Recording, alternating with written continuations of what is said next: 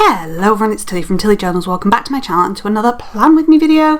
This week I am planning the week of the 21st of April in my A5 wide Tilly Journals inserts using this Sloth mode kit from Plannerface, which is featuring art from Clip Art Kits.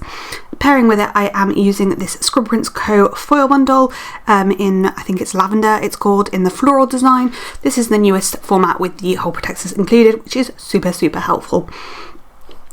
So yeah, that's kind of what we're doing. There's nothing else exciting about the base. I didn't bring any other underlays or anything like that. But yeah, so I don't really have anything else to say. The things I put in the sidebar, I finished 2 books this week, and I also fractured my foot, spoiler alert. So this did kind of end up being a Sloth mode week, mostly because I couldn't walk. So that was fun.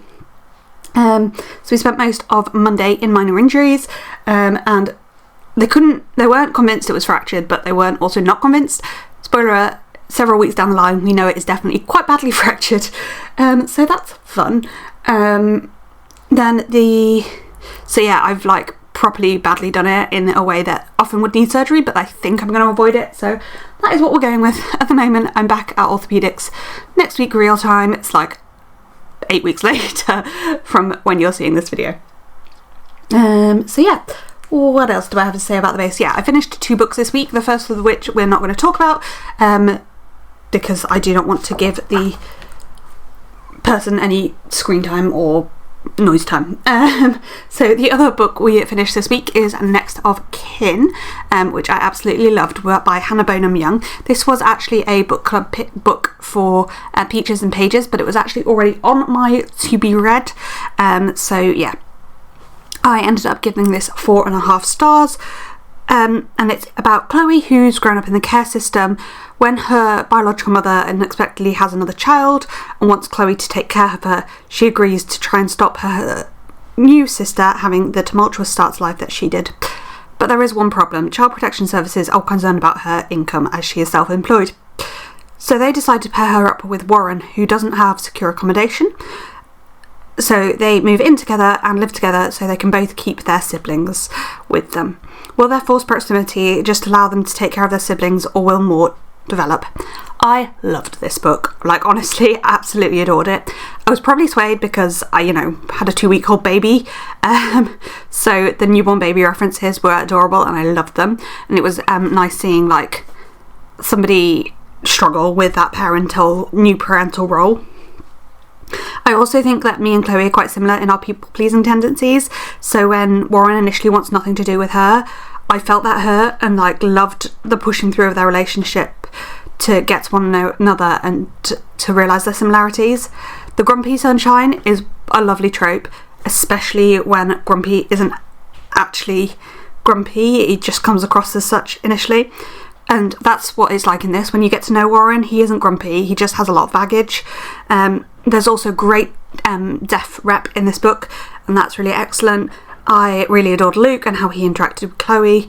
The third act, not even necessarily breakup drama, didn't annoy me as much as others does. And actually that's saying quite a lot because it was a miscommunication, which is my least favourite like breakup trope. I'm just like, please just talk to each other. But there was like actual understanding behind this. So all around a really solid read, but that third act breakup did take off the 0.5 star, which is why this was only a 4.5 star read rather than a 5-star read for me, which I know sounds really petty, but like there's just too much third act breakup drama in romance books. It doesn't need to be that way. And so yeah, that's me and my little high horse, so let's not get into that. Although I'm not even putting boxes down yet, I think I am going to start talking about the day by day, because I've been quite chatty in my day by days recently and I want to make sure that we, actually cover everything and I don't run out of room. So, especially because obviously I broke my foot, so it's quite a lot to talk about. So, I actually fell and broke my foot in the middle of the night, and it is the first thing that I mark in this spread because I fell at about 2 in the morning on the 21st. I was changing Bayla's nappy. I felt really exhausted. I was standing next to the changing table. I think I hopped from foot to foot to try and like wake myself up. The next thing I remember properly is being on the floor with excruciating pain in my left foot. I immediately thought I had broken it, and shouted for Zoshin, who came through very quickly and sorted Bela out, who was not very happy. At this point, she really didn't like particularly getting her nappy changed or being naked, so she was not the happiest baby, but he sorted her out and gave her a bottle, because I was feeding her, and then she clearly needed a nappy change, so I was doing that, and then I was going to go back to feeding her, so he got her a bottle and things whilst I tried to stand up and things. Spoiler alert, I ended up just crawling to bed and going back to sleep like that. And then so she fed her via bottle the rest of the night just to get through the night. We then had a very slow start to the morning because I was feeling very sore with my foot, and Soch was tired from doing all of the things. I was trying to just plod along, even though I thought it was broken in the night. I was like, we'll see how we get on, because I wanted to avoid going to A&E if I could, because I know like how overstretched NHS services are. So I got up, I went for a shower and washed my hair. We realised quite quickly that I could not walk on it at all, and so we just went across to A&E, but because that's how we go to the minor injuries. So I went to minor injuries really, but via A&E. So we went there. There was obviously quite a wait, but Bela was being a superstar and just scrolling on phone and stuff like that. They couldn't see a break in the x-ray, but from how it looked and how it felt, they said it's probably broken and gave me a moon boot, and sorted out fracture clinic for me. On the way home we got a McDonald's just to like cheer up a bit, because it had taken most of the day. This was still very early in Bela's life, and it was taking us quite a long time to get up and dressed, so yeah, by the time we'd spent a few hours in A&E and stuff, it was pretty much like evening, so I just had some planning time and feeding in the evening, and yeah, we had a nice Macca's on the way home, because I love a Macca's. On to Tuesday, I had an appointment with Lucy, who is my care coordinator from the perinatal team. This was the second time, and I think the last time I've seen her since Bela was born, so I think I've seen her twice since Bela was born. So yeah, I had an appointment with her. I haven't marked anything about it, which means it wasn't particularly remarkable in any way, shape or form. I then designed the certificates for the Awards 20, which is a fundraising event my guides, my rangers run. My mum's rangers really, but the ranger unit I help with run, and I just designed the certificate for that because it is a walk/run along. It's a 13 or a 20 mile walk/run. It's kind of a race, but not really, but yeah, we give them a certificate for completing. I then cut the certificates. Basically I was slicing them in half and slicing the edges off, because I cut them just smaller than A5, because borderless printing, just the colours aren't right, so I don't tend to do it.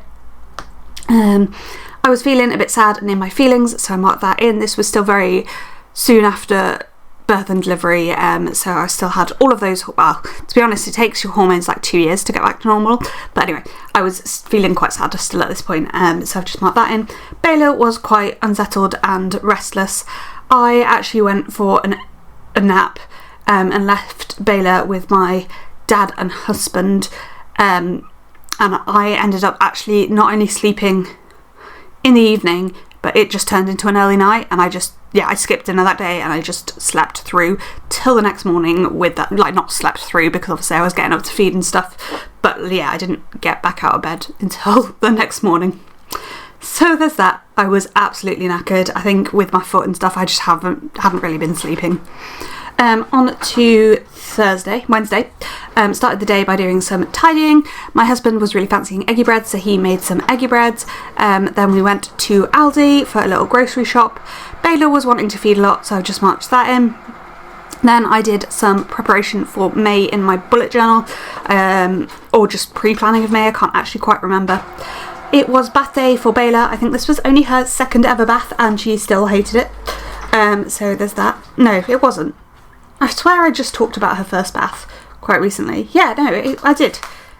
That is right. Yeah.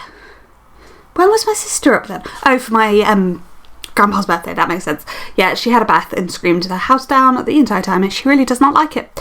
And after bath, we do generally have family cuddles / family skin to skin, where we just, have skin to skin, because she's naked. So we just pop a nappy on and we have some family skin to skin, and it's just really lovely thing to do, and it keeps her happy after the bath, given she doesn't like the bath. And that was it for Wednesday. On to Thursday, we changed our sheets. I marked that in because I didn't have much to mark in this day. We saw Rob, who is the nursery nurse from the perinatal team. Unfortunately, he, since this appointment, I think, has not been very well himself. So I have not seen him again either, but I now have one of the other nursery nurses working with me. So there's that. Then I filmed my Make It lineup, which may also have been the May prep I was doing the week before. I might have been setting up my May lineup, but I can't remember. Then we contacted the 2 other nurseries that we hadn't seen yet. So the one she's actually going to go to, and we found out a bit more from them, and also the other one in town that was our last choice in the end. But we contacted them. We then went for a little walk. I was trying to get out of the house. I still am trying to get out of the house every single day, even with my foot. It's just, it does me some good. Like, by walk at this point, I mean probably mean like a 5-minute walk, because even that is a lot on my foot. Even now it's quite a lot on my foot, but it is what it is. Then I was working on designing my May bullet journal, so I think I was designing the stickers for the titles at this point, so we did that.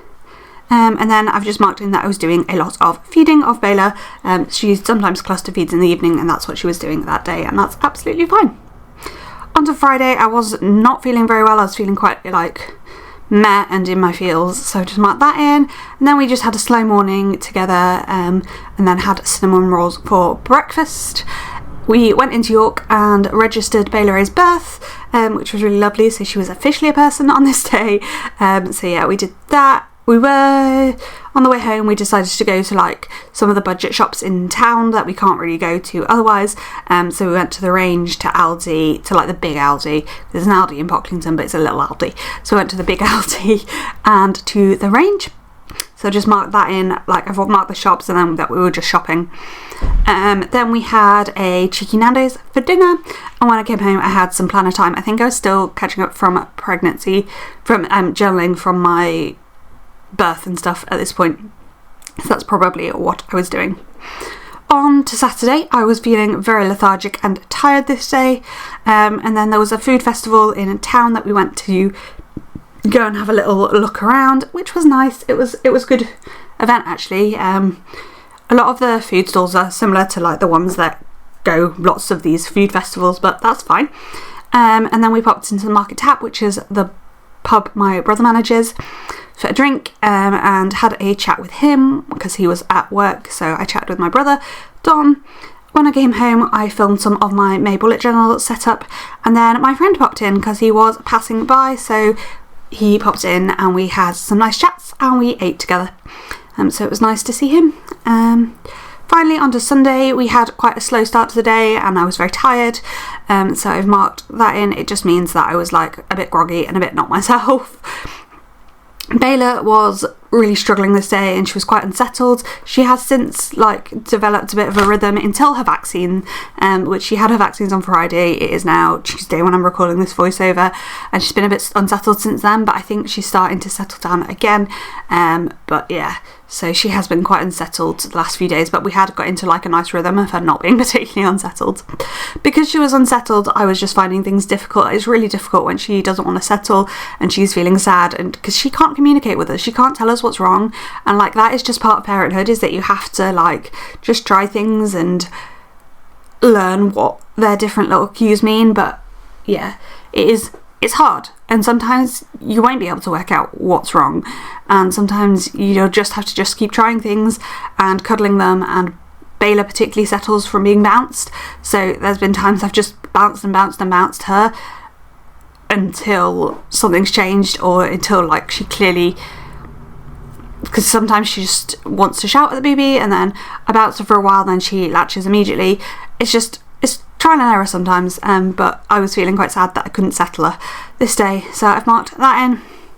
I was also very tired. When you're tired it is much harder, so I went for a little nap, and then me and Soj had a cuddle and a talk about how I was struggling with it and things, and that made me feel a lot better. Like, it's that whole "a problem shared is a problem halved," which is such a like cheesy saying, but it's so true. Like, letting somebody in and talking about what's going on in your brain really can help, and I fully recommend it. And if you don't have anyone to chat to, you can always DM me on Instagram and I will happily chat with you about things that you are struggling with. You are never alone. I am always available to chat.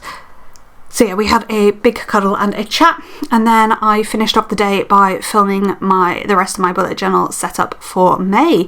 And that is it for this planner. Look at that gorgeous, gorgeous foil wiggle. I love how the purple matches. Here are the leftovers of the kit, as it's a Plannerface kit. There is plenty left.